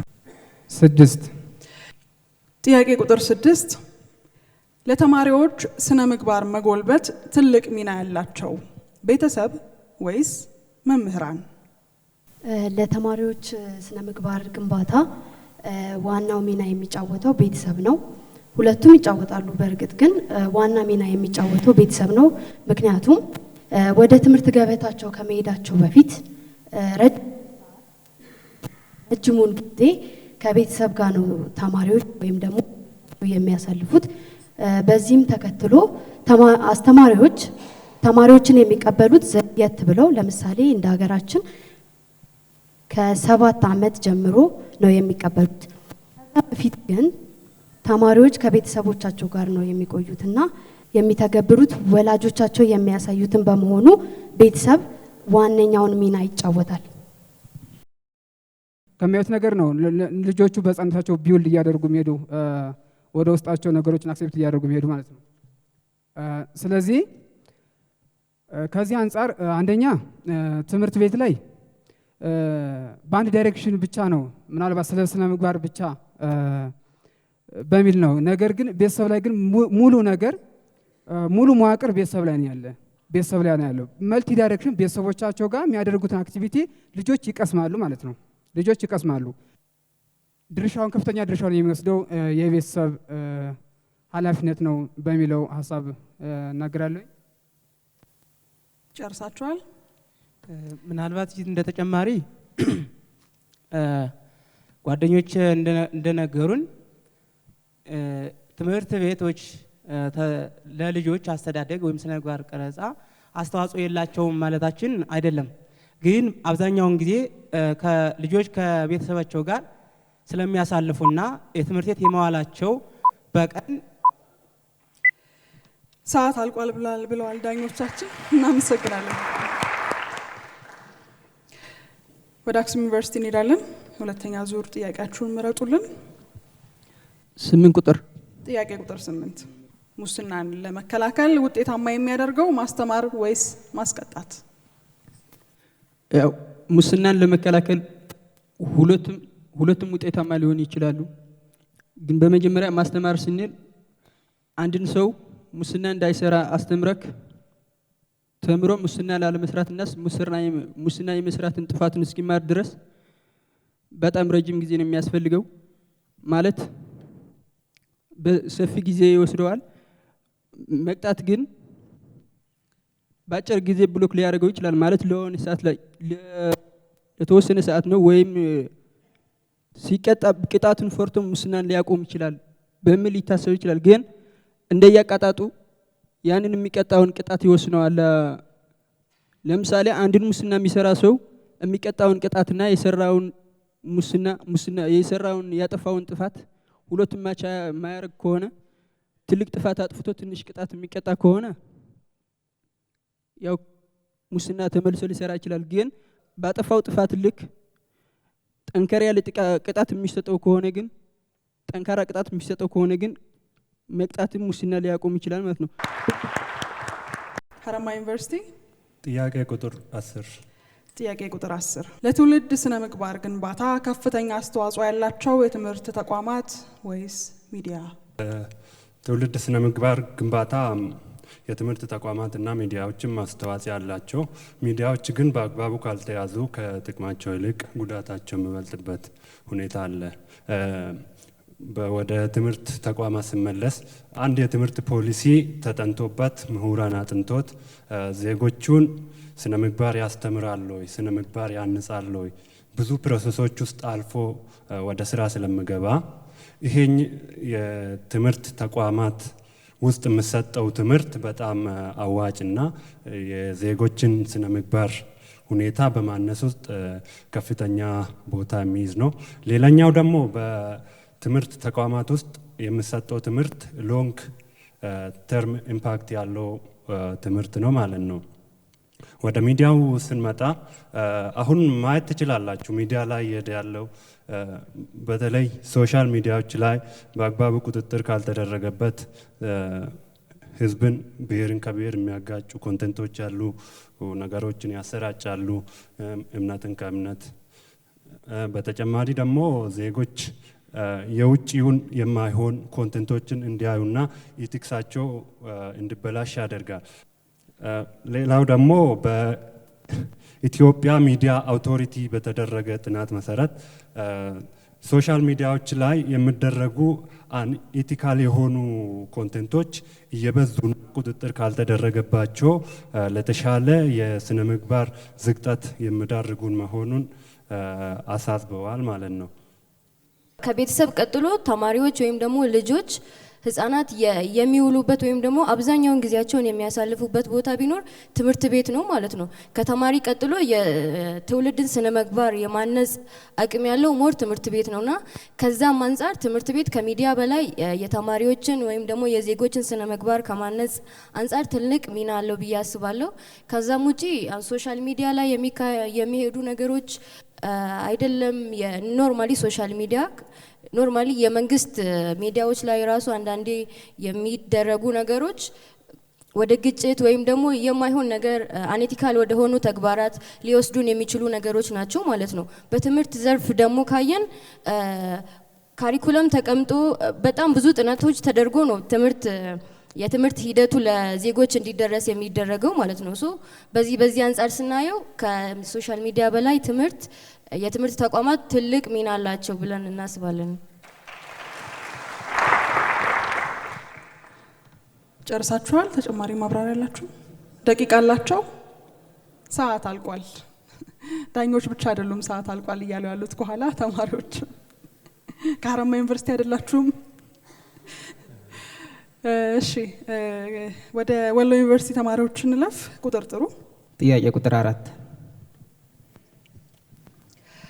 ጥያቄ ቁጥር 4 ምን ይላል? መማር ለስነ ምግባር ግንባታ አስተዋጽኦ ካለው የላቀ የትምህርት አፈጻጸም ያላቸው ምሁራን ለምን የስነ ምግባር ብልሽት ያጋጥማቸዋል? አመሰግናለሁ። መማር የስነ ምግባር አመለካከትን ያሳድጋልና የላቀ የትምህርት ውጤት ያላቸው ወይም ደረጃ ላይ ያሉ ለምን የስነ ምግባር ብልሽት ያጋጥማቸዋል ለሚለው አንደኛ መማር ብቻውን የስነ ምግባርን አያሳድግም። ለምሳሌ አንድ ተማሪ በሂሳብና በፊዚክስ ጎበዝ ሆኖ በሲቪክስ ምንም ነገር ካልሄደበት ይሄ ሰው ስነ ምግባርን አልተማረም ማለት ነው። ማትስና ፊዚክስን እየተማረ ነገር ግን በዛ ጎበዝ ወይም የላቀ ውጤት እያመጣ ሲቪክስ ላይ ደግሞ በደንብ ካልተማረ እውቀቱ ፊዚክስና ማትስ ላይ ነው ማለት ነው። ስለዚህ አንድ ከዛ አንፃር ሲቪክስን በደንብ ወይም ደግሞ ሞራልና ኤቲክስን በደንብ ካልተማረ ለዚህ ሊጋለጥ ይችላል ነው። ሁለተኛው ደግሞ የስልጣን አለው። ለስልጣን ማለት ብዙ ጊዜ እንዲህ የላቀ ውጤት ወይም ሞር የሆኑት ከላይ ይቀመጣሉና አሁን ደግሞ ከዛም የጨመረ ለማድረግ ሲሉ ወይም ደግሞ የጥቅም ግጭቶች ላይ ከላይ ስለሚሆኑ የጥቅም ግጭቶች ይፈጠራሉና በዚህ ምክንያት ወደ ብልሹ አመለካከት ሊገቡ ይችላሉ ማለት ነው። ከምግባር ወይም ደግሞ ከግብረ ገብነት ይልቅንስ ብዙ ጊዜ እውቀት ተኮር የሆነ ትምህርት ስለሚኖር ነው ማለት ነው። ከዚህም ምሳሌ እሴቶች የሚባሉ አሉ። ቅንነቶች፣ ታማኝነቶች እንደዚህ በስልጣን ወርካን ላይ ሲቀመጡ እነዚህን ነገሮች ኖሃው ኖራቸው ወይ ደግሞ እውቀቱ ኖራቸው አይደለም የሚገቡት። እንደ ሳምፕል ብንወስድ አንድ ሳይንቲስት ይኖራል ወይም ደግሞ የተለያዩ ነገሮች ቢኖሩ በዛ ውስጥ ነው እንጂ ያደገ በዛ ውስጥ ነው በምርምሩ ሊኖር ይችላል። ይሄን ግን ግብረገብነቱን፣ ማህበራዊነቱን እነዚህ ነገሮች ላይ ብዙ የለውም ማለት ነው። ስለዚህ ይሄ ትኩረቱ ሙስና የሚለውን ነገር ወይም እንደገና ደግሞ ወደ ጥፋተኝነቱ ያመዝንበታል ማለት ነው። እሴቶች የሚባሉት ነገሮች በሱ ላይ ተቀርጸው አላደጉም ማለት ነው። ስለዚህ ይሄንን ሞራል የሚሆን በስነ ምግባር ጉድለት ይኖረዋል ማለት ነው። ስለዚህ እንደ መልእክት የሚሆነው ምንድን ነው? በእውቀት ተኮር ላይ እንዲሁ ደግሞ ግብረ ገብነትንና ስነ ምግባራዊነትን ተላብሶ መሄዱ ሁለቱንም በአንድ ላይ ሲወስድ እነዚህ ነገሮች ይስተዋላሉ። እንደ ምሳሌ ብንሄድ አመራራዊ ነገር ላይ ብናይ አንዳንድ ጊዜ በአመራሮች ቦታ ላይ እንደዚህ አይነት ነገሮች የሚስተዋሉ ሙስና በአመራር ቦታ ላይ ብዙ ጊዜ ይስተዋላል ይባላል እና በምንድን ነው ሲባል ከእውቀት ይልቅ በእውቀቱ ቦታ እንጂ በምግባር ቦታ ወይም እሴቶችን ብዙ ተከትሎ ካለመሄድ የመጣ ይሆናል ማለት ነው። ለምን ይሰራል ለሚለው ለማብራራት ያክል ሰዓት አልቋል። እናመሰግናለን። ወደ ጎንደር ዩኒቨርሲቲ ነው የምናልፈው። የመጨረሻው የሀሳብ ክርክርና ገለጻ የሚደረግበት ጥያቄ የጎንደር ዩኒቨርሲቲ ላይ ያርፋል። ጥያቄ ቁጥር 5 ከዓለም አቀፍ ተሞክሮ አንጻር ሙስና በግለሰቦች ምልከታ ወይም እይታ እና እውነታ የሚለካ መሆኑ ይታወቃል። በመሆኑም በሀገራችን ሙስና እውነታና እይታ ምን ያህል ይቀራረባሉ፣ ይራራቃሉስ? እሺ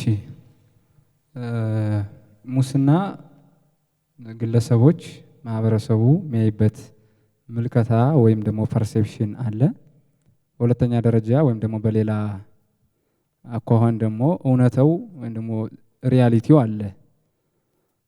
ይህን በምናይበት ሰዓት በተለይ ደግሞ በሀገራችን በኢትዮጵያ የተለያዩ አመለካከቶች አሉ። በሪያሊቲውና በእውነታውና በሰዎች አመለካከት መካከል ሰፊ በሚባል ደረጃ ክፍተቶች ወይም ደግሞ ጋፖች አሉ ማለት ነው። ለዚህም ማሳያ የሚሆነው ለምሳሌ አሁን በአንዳንድ አካባቢዎች ሲሾም ያልበላ ሲሻር ይቆጨዋል ሚል ሙስናን የሚያበረታታ ሰው ከተሾመ ቢበላ የሆነ ህዝቡን አምጡ እያለ ቢጠይቅ ጉቦ ቢበላ ወር ደግሞ የፈለገውን ነገር ቢያደርግ የተለመደ ብዙ ሰርፕራይዚንግ ያልሆነ ነገር እንደሆነ ያስባሉ። ሪያሊቲው ግን የሙስና ወንጀሎችን ለመደንገግ የወጣው አዋጅ ቁጥር 881 ህዝባር 2007 የራሱ የኢፌድሪ 1996 የወንጀል ህጋችንም የሙስና ወንጀሎችን በቃ በግልጽ ነው የሚዘረዝራቸው። ጉቦ መስጠትን፣ ጉቦ መቀበልን፣ በስልጣን አላግባብ መነገድ እንዲሁም የመሳሰሉት ወደ 25 የሚደርሱ ድንጋጌዎች ያሉት ራሱ አዋጁ ማለት ነው። ስለዚህ ፐርሴፕሽን እና ሪያሊቲ በጣም ልዩነት አለው ማለት ነው። ከዚህ በተጨማሪ ሌላው ደግሞ በጣም ሰዎችን ሙሰኛ አድርጎ የማየት አሁን በተለይ ከረንትሊ ያለው ነገር ፐርሴፕሽኑ ሰዎች በቃ ሰው ስልጣን ከያዘ ከተሾመ በቃ ሙሉ በሙሉ ይበላል ነው በቃ ምን 100% ነው የሚደመድመውና ነገር ግን ሀቀኛ የሆኑ ለሀገራቸው ለህዝባቸው የሚታመኑ ባለስልጣናት፣ ተሿሚዎች እንዲሁም የመንግስት ሰራተኞች እንዳሉ ብዙ ማስረጃዎችን ማቅረብ ይቻላል ማለት ነው። ምክንያቱም ሁሉም ሰው የራሱ የመጣበት ግራውንድ ስላለው የሚታመን ሰው አለ፣ የሚሰርቅም ሰው እንዳለ ሆኖ ማለት ነው። ስለዚህ ሙስና በጣም ተንሰራፍቷል። አለ ሙስና ምንም ነገር ማግኘት አይቻልም ብሎ ፐርሲቭ የሚያደርግ ማህበረሰብ በጣም ብዙ ነው። ነገር ግን ሪያሊቲው እውነታው አለ። በእርግጥ ሙስና አለ፣ በየቦታው ልንጠየቅ እንችላለን። ነገር ግን ሰው ባሰበው በሳለው ስዕል ልክ አይደለም ማለት ነው።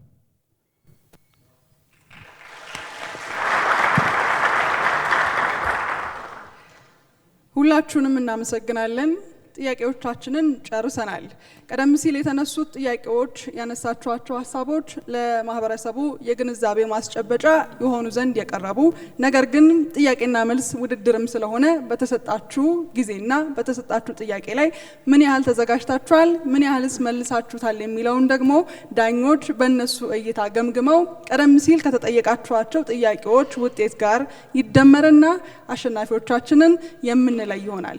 ተመልካቾቻችን በየቤታችሁ ሆናችሁ የምትመለከቱት የፌዴራል የስነ ምግባርና የጸረ ሙስና ኮሚሽን ከዩኒቨርሲቲ ከመንግስት ዩኒቨርሲቲዎች ጋር በጋራ በመሆን እያዘጋጀ ያለው የስነ ምግባር አምባሳደሮች የጥያቄና መልስ ውድድር ነው።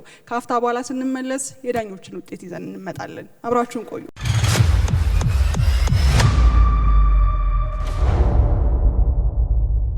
ተወዳዳሪዎች መልካም እድል እያልኩኝ በመሀል ዳኞች ውጤታቸውን ለተወዳዳሪዎች እስከሚገልጹ ድረስ በመሀከላችን ብዙ የክብር እንግዶች ተገኝተዋል። ከዚህ ውስጥ አንቱታን ያተረፉና ለወጣቱ ትውልድ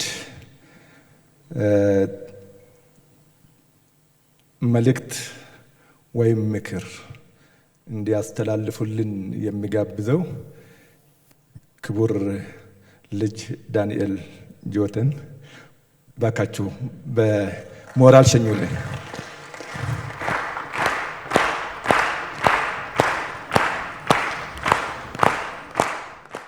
ይህ ተቋም በኢትዮጵያ ላይ እየሰራው ያለው ቀላል ነገር አይደለም። ይህንን የምልበት ምክንያት የሙስና አይነቱ ሳይንሳዊ ሆኗል። ድሮ እጅ በእጅ የነበረው ዛሬ በቴሌብርና ኢንክሪፕትድ በሆነ ኮሚኒኬሽን ነው። አገር እየገነባን ነው። ከጡት ነካሾች ለማምለጥ ሌት ከቀን እንሰራለን። ድንበራችን እንዳይደፈር ልጆቻችን ቀንና ሌሊት ዘብ ቆመዋል። ውስጣችንን ግን እንደ ምስጥ እየበሰበሰና እየበላ ያለው ይሄ በሙስና የታጠበ በሙስና የተዋጠ የተወሰነ ክፍሎች ናቸው። እናንተ ዛሬ በዚህ አዳራሽ ውስጥ የተገኛችሁ የወደፊት ኢትዮጵያውያኖች አገሪቷ በእናንተ እጅ ነው። አገርን የሚያጠፋ ነገር መከላከል ከመንግስት ጋር ሆናችሁ ፈተና ማለፍ ብቻ አይደለም፣ በስራም ይጠበቅባችኋል። በርቱ። አመሰግናለሁ።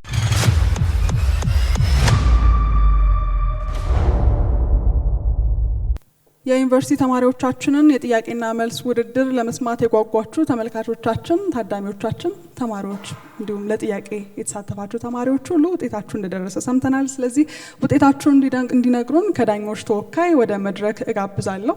እባክዎትን ወደዚህ ይምጡልኝ። አመሰግናለሁ። ክቡራንና ክቡራት እንዲሁም ተወዳዳሪ ተማሪዎች እስካሁን ስለነበረን ቆይታ ያው በጣም ጥሩ እንደነበረ ነው።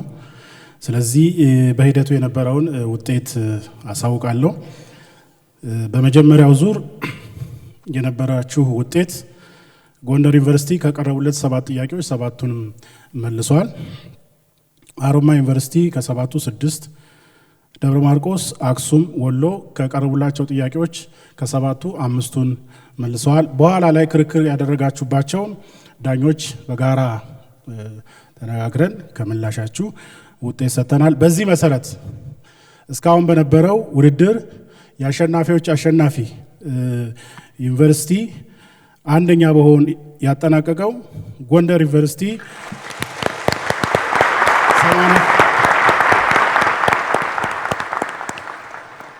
84.95 በማምጣት አንደኛ ሆኗል። ሁለተኛ ሆኖ ያጠናቀቀው ሀሮማያ ዩኒቨርሲቲ 76 ነጥብ። ሶስተኛ ሆኖ ያጠናቀቀው ወሎ ዩኒቨርሲቲ። አራተኛ ሆኖ ያጠናቀቀው አክሱም ዩኒቨርሲቲ። አምስተኛ ደብረ ማርቆስ ዩኒቨርሲቲ ሆነው አጠናቀዋል። ስለነበረን ቆይታ እናመሰግናለን። ቀጣይ በዚህ አጋጣሚ እንቀጥላለን። አመሰግናለሁ። ዳኞቻችንን ከልብ አድርገን እናመሰግናለን። ተወዳዳሪዎች፣ አሸናፊዎች፣ እዚህ ለመወዳደር የመጣችሁ ሁላችሁም እንኳን ደስ አላችሁ ላለው እኔ እናንተ ብቻ አይደላችሁም። እዚህ ውድድር ላይ ለመሳተፍ ከተለያዩ ዩኒቨርሲቲዎች የመጣችሁ ተማሪዎቻችን ሁላችሁም ለኛ አምባሳደሮች ናችሁ። እናከብራችኋለን፣ እናመሰግናለን። አምባሳደርነታችሁ ግን የሚጸናው እዚህ መጣችሁ ስለተወዳደራችሁ ስላሸነፋችሁ ብቻ እንዳልሆነ ታውቃላችሁ። የሰማችሁትን፣ የተማራችሁትን፣ ያወቃችሁትን የማሳወቅ ግዴታም ኃላፊነትም አለባችሁ። ህዝባችሁን የመጠበቅ ስርዓት የማስጠበቅ ፍትህ የማስፈን ግዴታ አለባችሁ። ኃላፊነት ብቻ አይደለም። እናመሰግናለን። እንኳን ደስ አላችሁ ሁላችሁም። አቶ ፍቃዱ ሰቦቃን ወደ መድረክ እመራለሁ። ሽልማት የሚሰጡልንን እንግዶች ይጠሩልናል። አሸናፊዎች ሽልማታቸውን እዚሁ መድረክ ላይ እናስረክባለን። አመሰግናለሁኝ። ተወዳዳሪዎችም እንኳን ደስ አላችሁን ለማለት ፈልጋለሁኝ። ይህንን ሽልማት የሚሰጡልን የተከበሩ አቶ አዝመራ ከዛ ክብርት ወይዘሮ ስመኝ፣ ክቡር ምክትል ኮሚሽነር እሸቴና አቶ ዘላለም ከፍትህ ሚኒስቴር በጋራ ወደ መድረክ ትወጡልናላችሁ። በዚሁ መሰረት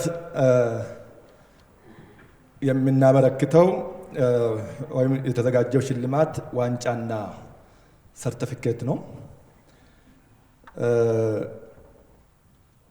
ሶስተኛ በመውጣት የሰርቲፊኬትና ዋንጫ ሽልማት ተሸላሚ ወሎ ዩኒቨርሲቲ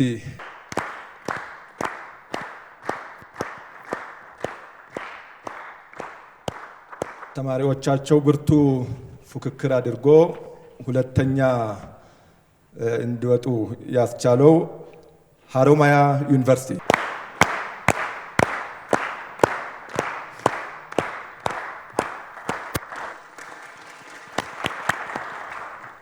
እናመሰግናለን። ውድድሩን አይታችኋል። እጅግ በጣም ፈታኝ፣ ብርቱ እና እልህ አስጨራሽ ውድድር ነው ሲካሄድ የነበረው። በሁሉም በአምስቱም ለአሸናፊዎች አሸናፊ የቀረቡ ተወዳዳሪዎች ብርቱ ውድድር ነው ያደረጉና መጨረሻ ላይ ግን እጅ አሰጥም በማለት አንደኛ እንዲወጡ ያስቻለው ዩኒቨርሲቲ ጎንደር ዩኒቨርሲቲ።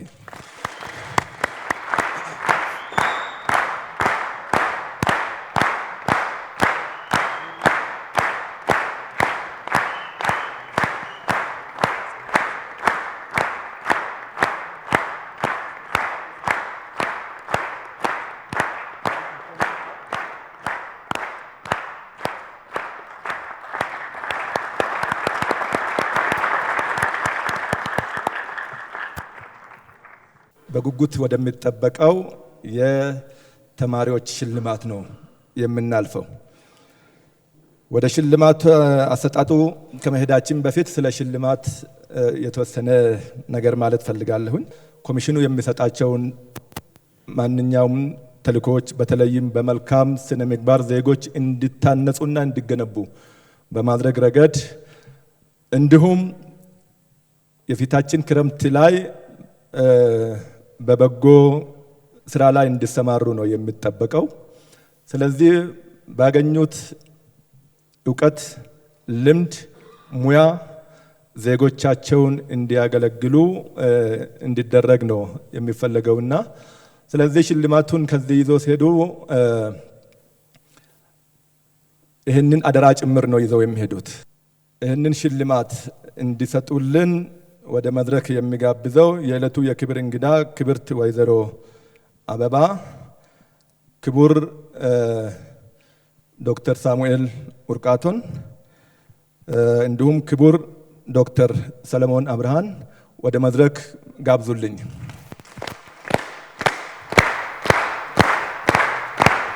በዚሁ መሰረት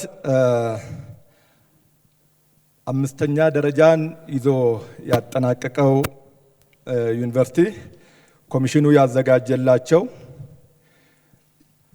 የቦርሳ መጽሐፍና ሰርቲፊኬት ነው። ስለዚህ በዚሁ መሰረት ደብረ ማርቆስ ዩኒቨርሲቲ አምስተኛ በመውጣት ሽልማቱን እንዲቀበል እጋብዛለሁኝ። ሞራል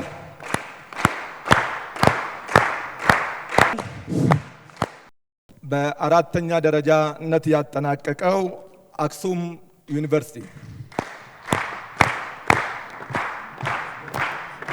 ውድድሩን በሶስተኝነት ያጠናቀቀው ወሎ ዩኒቨርሲቲ ነው። ለወሎ ዩኒቨርሲቲ ለእያንዳንዳቸው 5 ሃርድ ዲስክ ባለ 1 ቴራባይት እና ባለ 1 ቴራባይት ነው። ከዛ ሰርቲፊኬት እና መጽሐፍ ጭምር ተሸልሟል።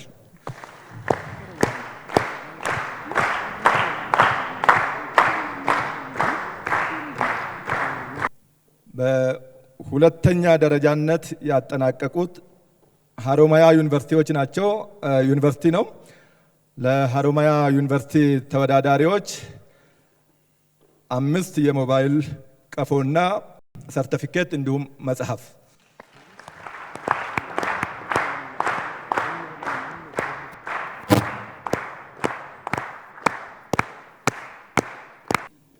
እንግዲህ በ44 ዩኒቨርሲቲዎች መካከል የተደረገው ውድድር እጅግ በጣም ብርቱ ተፈካካሪ ሆኖ መጨረሻ ላይም አሸናፊ የሆነው ጎንደር ዩኒቨርሲቲ ነው። ለጎንደር ዩኒቨርሲቲ የተዘጋጀው ሽልማት ዘመናዊ ላፕቶፕ፣ ሰርቲፊኬት እና መጽሐፍ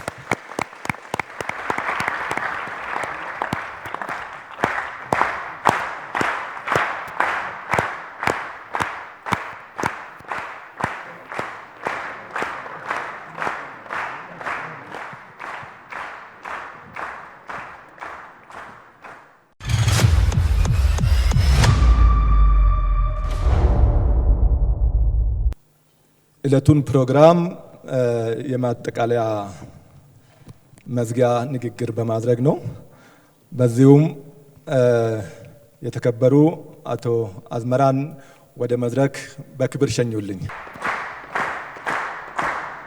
አጠቃላይ ተወዳዳሪዎች ከ44ቱም ዩኒቨርሲቲ የተገኛችሁት በሙሉ ስለ ኢትዮጵያ አሸናፊዎች ናችሁና እንኳን ደስ ያላችሁ።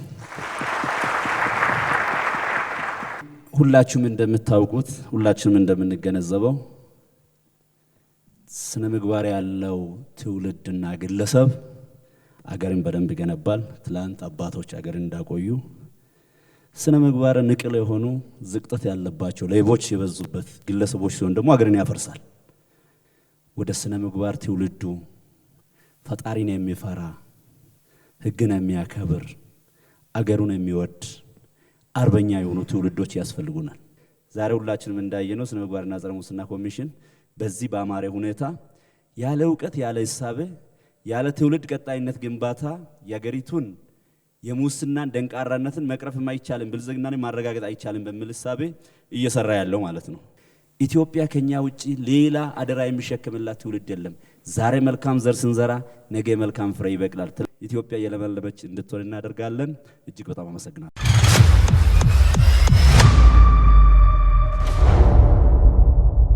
ተመልካቾቻችን በቴሌቪዥን መስኮታችሁ የምትመለከቱን እዚህ ያላችሁ ታዳሚዎቻችን፣ ተማሪዎቻችን ሁላችሁም አብራችሁን ስለነበራችሁ ከልብ አድርገን እናመሰግናለን።